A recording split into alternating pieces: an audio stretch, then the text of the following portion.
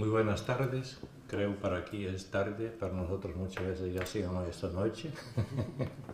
¿No? Muchas gracias a la Academia de Pensamiento Crítico y Socialismo Siglo XXI, o XXI en todo caso. Gracias Andrés, gracias Isabel por haberme hecho llegar aquí. Y gracias por estar aquí en una cantidad tan grande que no había esperado en un día y una noche como hoy.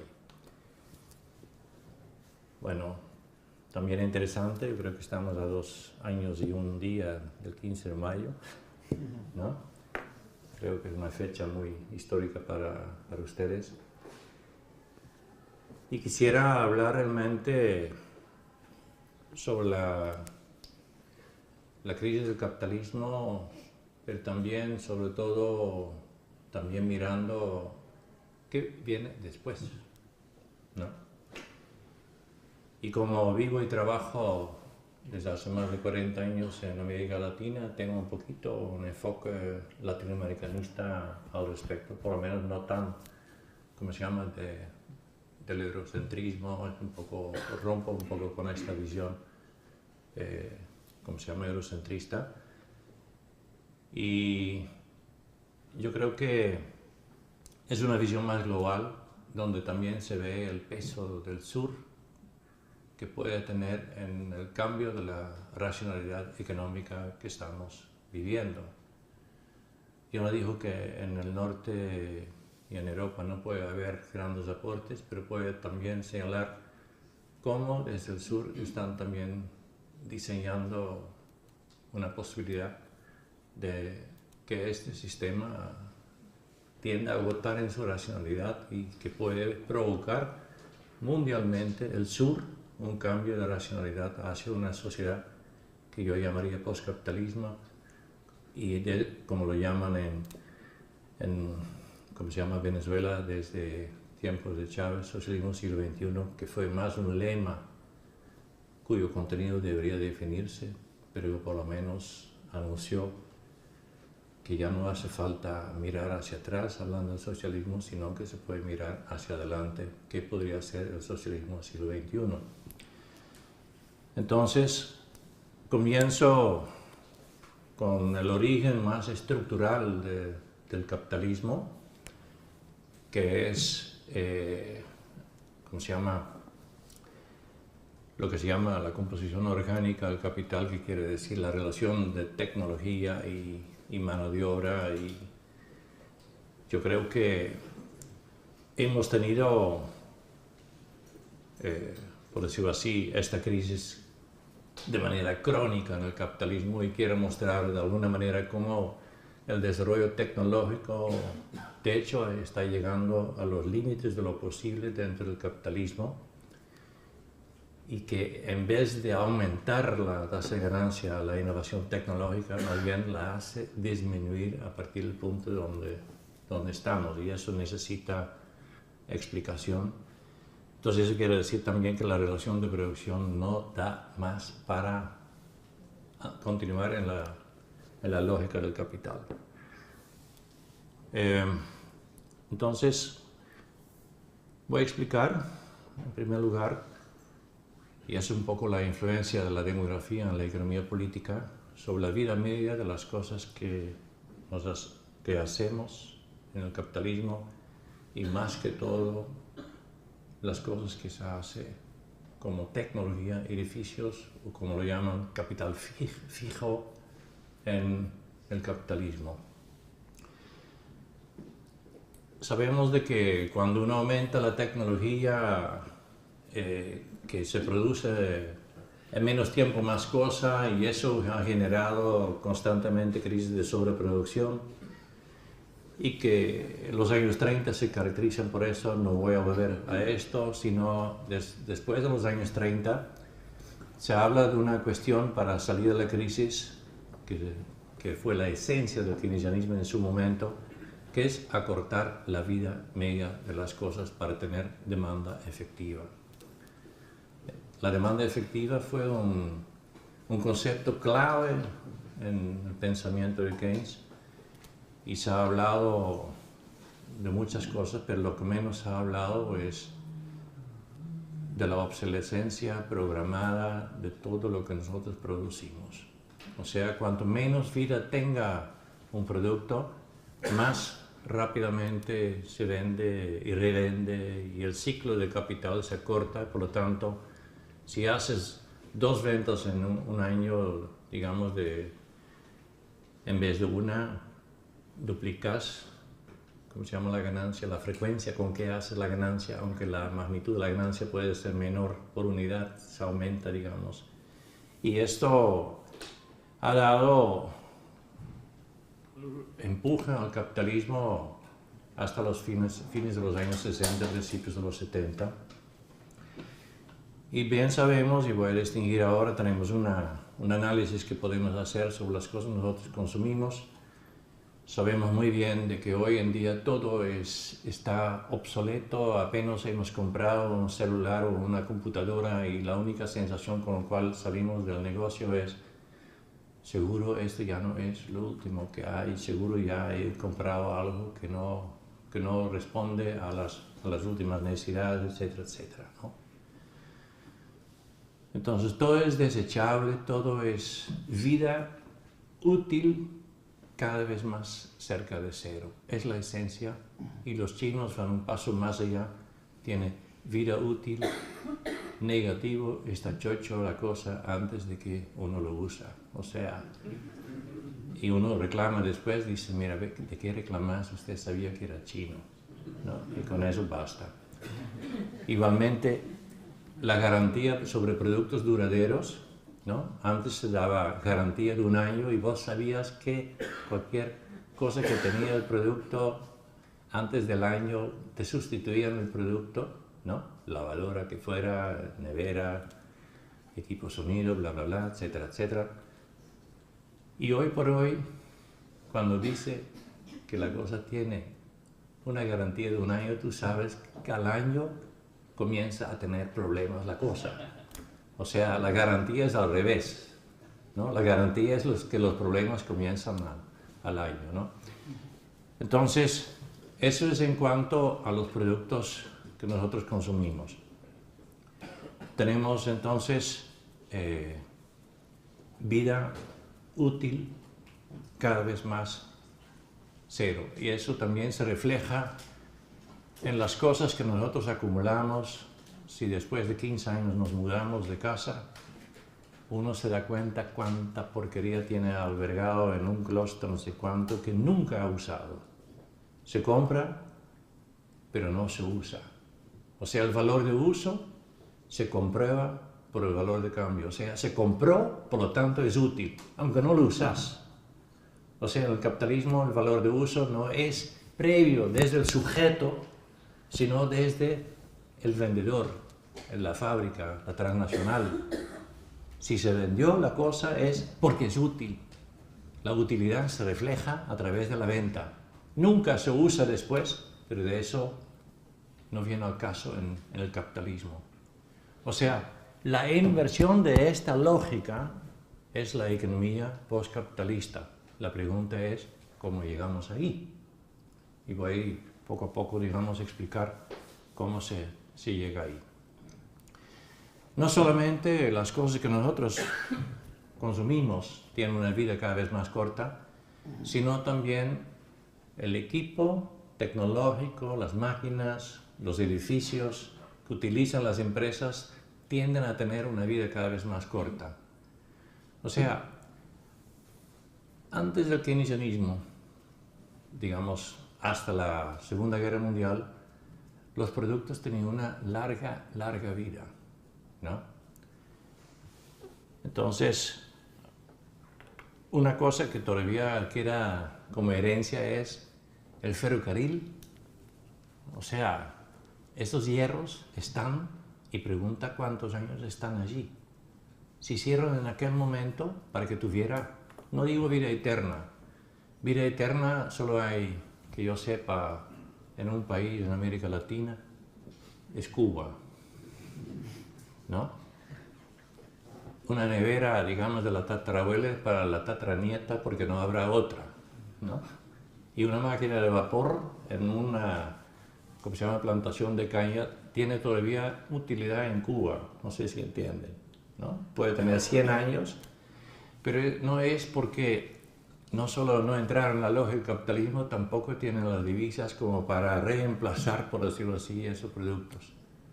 Enderezan clavos, ¿cómo se llaman?, los vidrios rotos, los juntan para hacer una lámpara, no sé qué sé cuánto, con la creatividad que no hay en ningún otro lugar.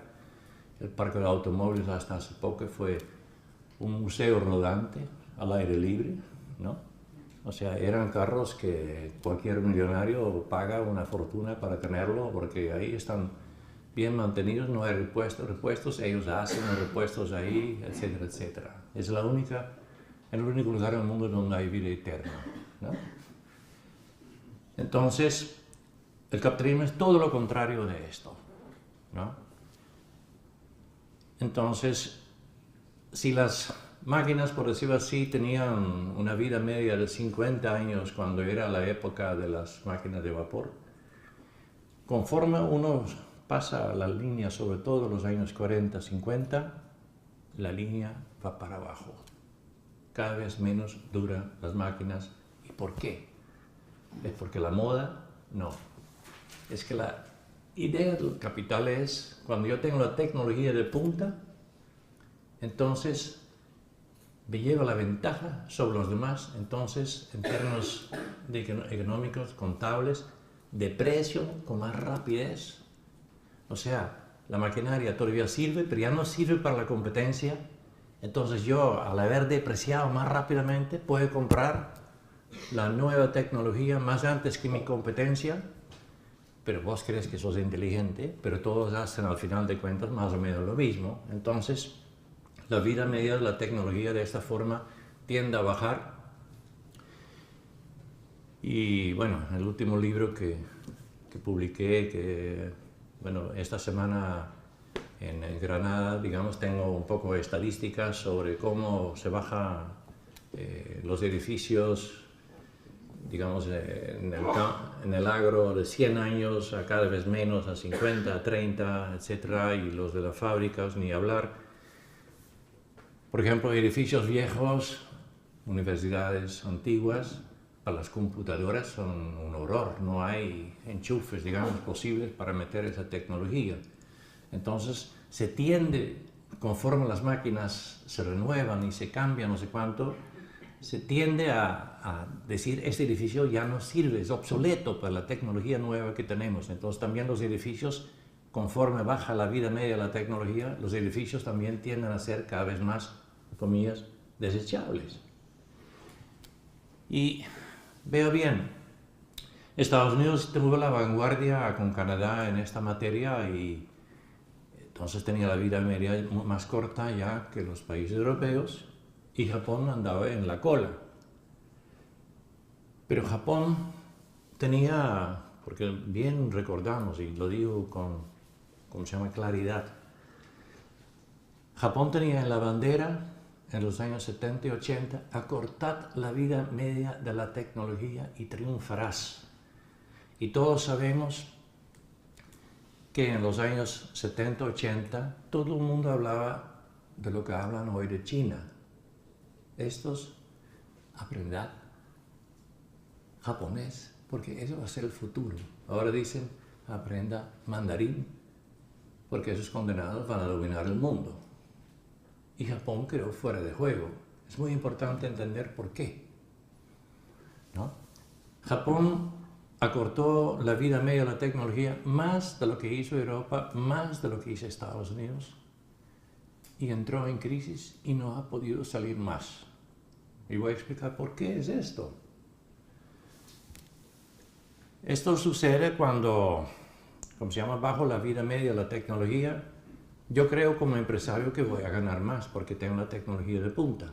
Todos hacen lo mismo. Pero imagínense qué sucede, digamos, cuando la vida media de la tecnología se acerca a cero. Es imposible transferirlo al producto en tan poco tiempo. creo que queda clara esta idea. O sea, el costo de la renovación tecnológica sube geométricamente. Y tengo que poder dar una patada en el costo de la planilla, la nómina, como lo dicen ustedes, en la misma forma. Y si no baja la planilla más de lo que sube el costo de la innovación tecnológica, mi tasa de ganancia se viene de pique. Y se viene de pique sin posibilidad de salir, a menos que yo busco mano de obra más barata.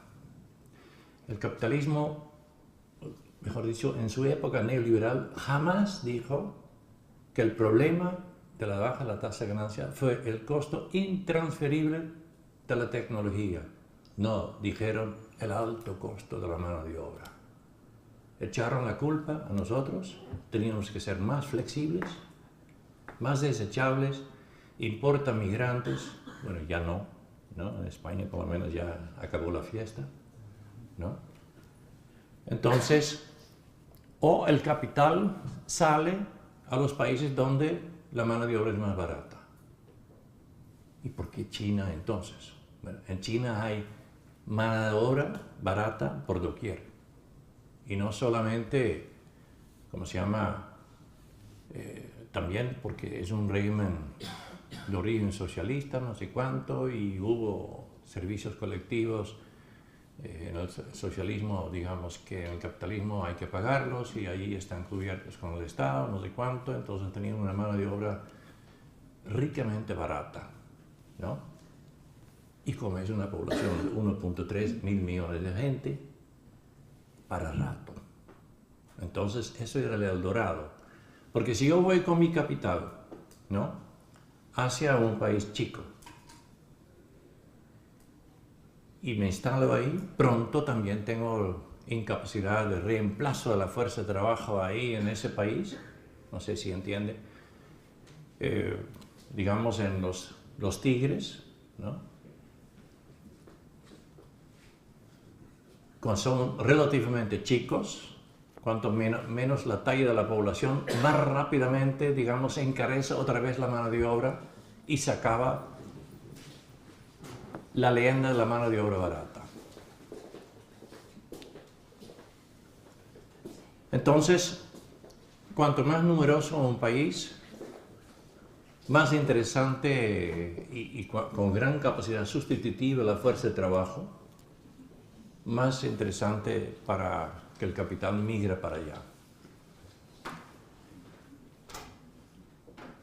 ¿Ya? Entonces, más o menos ya después de la Segunda Guerra Mundial, Estados Unidos era el primer país, digamos, que mostró esta tasa de ganancia hacia la baja y se refugia sobre todo en la industria militar. Y después, en algún momento, voy a decir, digamos, por qué pudo mantener el mercado para la economía de guerra. La economía del mercado se hace haciendo la guerra, sabiendo provocar guerras y saber, digamos, vender tu equipo bélico. Y Europa compró durante la Guerra Fría, que era el Eldorado, digamos, el escenario fabuloso para la economía norteamericana de vender equipo bélico, digamos, a Europa. Y luego es el Golfo Pérsico, que después yo entro, pero si tengo conflictos, digamos, logro vender, y mejor aún cuando pongo dos a pelear entre sí y vendo a ambos bandos, aunque generalmente durante la Guerra Fría es que uno fue financiado por el uno y el otro fue financiado por el otro. Europa entra, como se llama, en los años 70 también en esta, como se llama, tendencia a la baja la ganancia, y el capital también europeo busca colocarse donde hay mano de obra más barata, o con la inmigración también, como se llama, logra el mismo objetivo. Ok, entonces Japón llegó del último, y yo lo digo, ¿por qué China también corre el mismo riesgo que Japón? O sea, no puedes proyectar linealmente el futuro chino a partir de lo que es hoy. China tiene la mano de obra más barata, entonces puede incluso teóricamente tener una vida media útil de la tecnología y de los edificios, una vida media menor que los demás países, porque tiene la mano de obra más barata.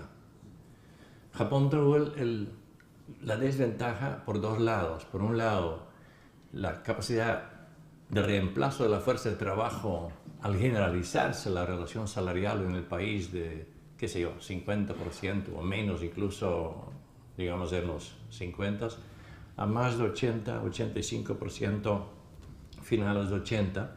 Entonces, tu capacidad de reemplazar mano de obra en Japón se vino para abajo y los salarios se fueron para arriba, al mismo tiempo que la tecnología y los edificios bajaron en la edad.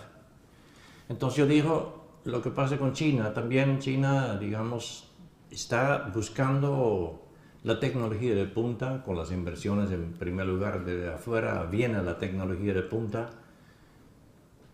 viene con patentes y toda la cuestión. Es otra manifestación del neoliberalismo. Por un lado tienes que, ¿cómo se llama?, baja la tasa de ganancia, no reconoce que es por la tecnología impagable, relativamente impagable, sino por la mano de obra cara, pero por otro lado al mismo tiempo patentan todo. Los derechos de propiedad intelectual comienzan a funcionar a partir del neoliberalismo precisamente, bueno, que se produzca donde sea, pero que la tajada llega a donde nosotros mediante la renta, ¿no? Renta sobre la propiedad monopólica del conocimiento, el patente. Es como los señores feudales, ¿no?, que vivían de renta la tierra en la Edad Media, y ahora, digamos, el capitalismo vive, en términos productivos, el capital productivo, vive de la renta a través de los patentes, ¿no? Esa es una manifestación que la tecnología se está haciendo muy difícil de, ¿cómo se llama?, mantenerlo rentable dentro del territorio de uno y va para afuera, y de ahí la cuestión de los patentes. Ok, yo creo que es cuestión de tiempo y China entra en la misma lógica, para no decir que ya el crecimiento, o sea, tú puedes hablar de la relación entre capital fijo, que es edificios en términos de valor, edificios y maquinaria, en relación con el output, o sea, la producción que da, que en China ya está bajando de una forma muy marcada. Entonces eso se revela en última instancia en tasa de crecimiento que viene para abajo, que ya los últimos años se está dando. Las tasas de crecimiento de China son históricamente más viejas de lo que dicen los libros anglosajones, que es a partir de la globalización. China ya tenía en tiempos de Mao también tasas de crecimiento del 6%, y sobre todo por tener una política agraria, ¿cómo se llama?, para que la estructura del agro, digamos, y tuviese, ¿cómo se llama?, garantías sobre la tierra, etcétera, etcétera, y que no se ha desmantelado el campesinado de una manera como hubiera sido en un país de este tipo, que hubiera tenido una historia capitalista pura, digamos, en el periodo antes. El desmantelamiento del campesinado hubiera sido mucho más atroz de lo que ha sido en China en la realidad. Ok. Yo digo esto porque ¿cuál es la alternativa, digamos?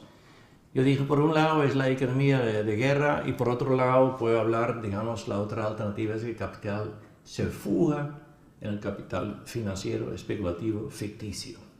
Eso tengo que explicar y voy a hacerlo luego, pero quiero poner antes, digamos, un tema muy, muy importante también, que es lo de los recursos naturales.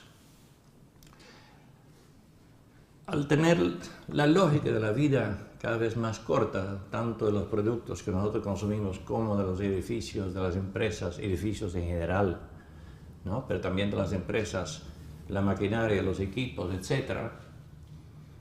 Eso significa que tenés que volver a explotar recursos naturales con una velocidad cada vez más grande. Eso quiere decir que la obsolescencia programada significa un agotamiento paulatino y cada vez más acelerado de todos los recursos naturales. Y estamos en esta época también. Se habla de peak oil, quiere decir que el pico de petróleo, quiere decir que estamos pasado el punto donde la demanda, que sigue creciendo, no está, siendo respondida por la oferta, o sea, la extracción ya no da para, compensar esta demanda. Podemos hablar de recursos energéticos alternativos, podemos hablar de energía eólica, de energía, solar y toda la cuestión. Sol hay suficiente, todos sabemos, pero no hay suficientes recursos naturales para acumular esta energía solar o esta energía eólica. Y puedo hablar, si fuera, energía atómica, no sé cuánto, también tendrías que tener el uranio. No hay, según los estudios, que no he sido exhaustivo en ese sentido, forma de sustituir la energía, fósil por otra energía de una manera integral. O sea, cada alternativa significa también, tendencial agotamiento. Pero algo más interesante hay. ¿Dónde están estos recursos naturales? Están en el sur, no están en el norte. El 80% de los recursos naturales lo absorbe el 20% de la población mundial, y ya son datos viejos, yo creo que ya están más concentrados, que están concentrados en el norte. Y los países del sur, al haber relativa escasez de esos, minerales y fuentes de energía, están teniendo ventajas de que los precios de estas materias primas tienden a subir, y a su vez suben más de la cuenta por la especulación que se hace con la mirada de que estos precios van para arriba. Hay compras a futuro, entonces también hay especulación en torno a todos esos productos. Pero los términos de intercambio, o sea, lo que reciben los países, del sur para esos productos, tiende a ir al alza. Entonces eso significa que en medio de la crisis, que podemos hablar un poco más, en el norte, más bien en el sur, han visto, y América Latina no es excepción, han visto de que sus productos han sido mejor pagados y su economía ha ido, por decirlo así, con tasas de crecimiento relativamente elevadas. América Latina es, sobre todo América del Sur, no Centroamérica ni el Caribe. ¿Y qué cosa hay ahí? Hay recursos más estratégicos, sobre todo los recursos que tienden a la economía verde, por decirlo así, y que están, porque uno puede decir, mira, ¿cuáles recursos son los más importantes, los que más se importan, cómo clasificarlos? Es todo un tema, cómo clasificar los recursos más estratégicos. El hierro no es un recurso estratégico porque hay en el norte, hay en el sur y hay en cantidades industriales, por decirlo así. Pero hay recursos que son escasos, son estratégicos para productos como los laptops, los celulares, hasta la tecnología refinada, de los misiles. Y eso suelen llamarse tierras raras, como el tántalo, el tungsteno, no sé cuánto, y hay unas cuantas tierras raras que son minerales magnéticos con cualidades muy especiales. Yo no soy ingeniero, entonces tengo conocimiento limitado en este punto, pero esos recursos estratégicos están más del 50% concentrados en China. Y